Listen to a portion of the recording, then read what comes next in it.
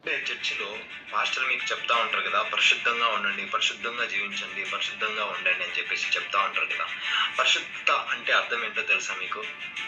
నాకు తెలుసు మీరేం చెప్పాలనుకుంటున్నారు. ఒకవేళ పరిశుద్ధత అనేది మనం చేసే క్రియలను బట్టి అయితే గన, పాత నిబంధన చూసుకుంటే యెహోవా దేవుడు అందరికంటే ఎక్కువగా తన్ను తాను పరిశుద్ధపరుచుకున్నట్టు బైబిల్‌లో ఉంది. రెఫరెన్స్ ఇస్తాను, రాసుకోండి. Leviticus chapter 10 verse 3, Numbers chapter 20 verse 13. పరిశుద్ధత అంటే అర్థం ఏంటని అడుగుతున్నావు.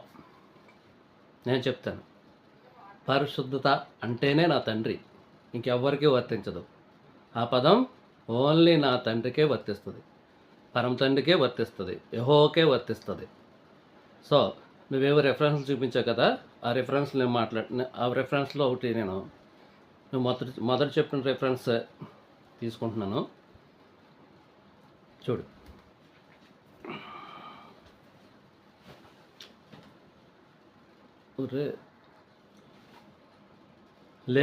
లేవి కాండము 10వ అధ్యాయం 3వ వచనం.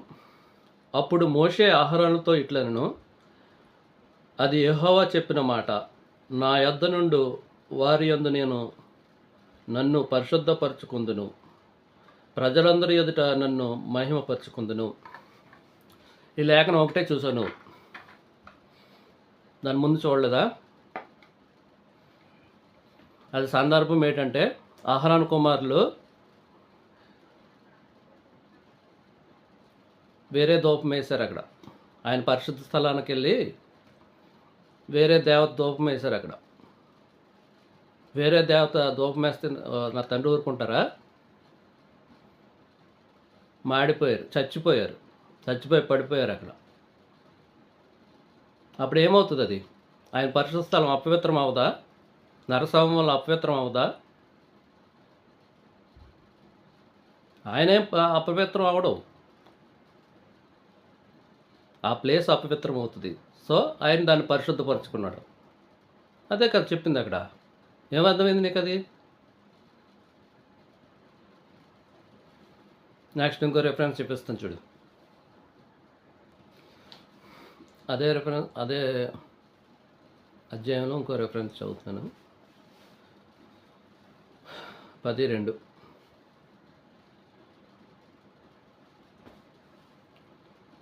యెహోవా సన్నిధి నుండి అగ్ని బయలుదేరి వారిని కాల్చివేసెను, వారు యెహోవా సన్నిధిని మృతి పొందిరి. అన్య ధూపం వేశారు కాబట్టి, వేరే ధూపం.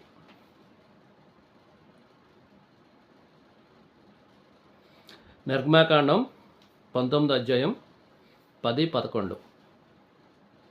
యెహోవా మోషేతో, నీవు ప్రజల యొద్దకు వెళ్ళి నేడును రేపును వారిని పరిశుద్ధపరచము, వారు తమ బట్టలు ఉతుక్కొని 3వ నాటికి సిద్ధముగా నుండవలను. 3వ నాడు యెహోవా ప్రజలందరి కనుల ఎదుట సీనాయి పర్వతం మీదకి దిగివచ్చును. ఏం చేశాడు ఆయన ఇక్కడ? వాళ్ళు పరిశుద్ధపరిచాడు అంటే శుభ్రంగా బట్టలు ఉతుక్కోవడం, హెడ్ బాత్ చేయడం,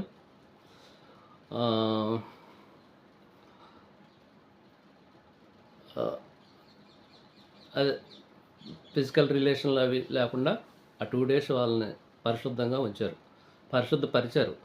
అంత మాత్రాన పరిశుద్ధపడిపోయినట్లు కాదు, ఆయన వచ్చే ప్రజెన్స్కి తట్టుకునేలాగా వాళ్ళని పరిశుద్ధపరిచారు. పరిశుద్ధత అంటే ఆయన ఒక్కటే కాదు, ఆయన దిగిన ప్రదేశం అంతా పరిశుద్ధమే, ఆయన ప్రజెన్స్ అంతా పరిశుద్ధమే. అందుకని ఆ కొండ మీదకి వస్తున్నాడు కాబట్టి కొండ దగ్గరికి ఎవరిని రావద్దన్నాడు. ఎవరైనా దాటాడా చేస్తాడు. అది పరిశుద్ధత అంటే. ఆయన పరిశుద్ధుడు అంటే ఆయన ఎప్పుడూ పరిశుద్ధుడే. ఆయన పరిశుద్ధపరచుకోని అవసరం లేదు, ఆయన ఎప్పుడూ పరిశుద్ధుడే. ఒకవేళ నువ్వు వెళ్ళని తాకినా కానీ ఆయన పరిశుద్ధత ఏం పోదు. అక్కడ ఆ ప్లేస్లో అపరిశుద్ధత జరిగింది, నరసవాలు పడ్డాయి అక్కడ.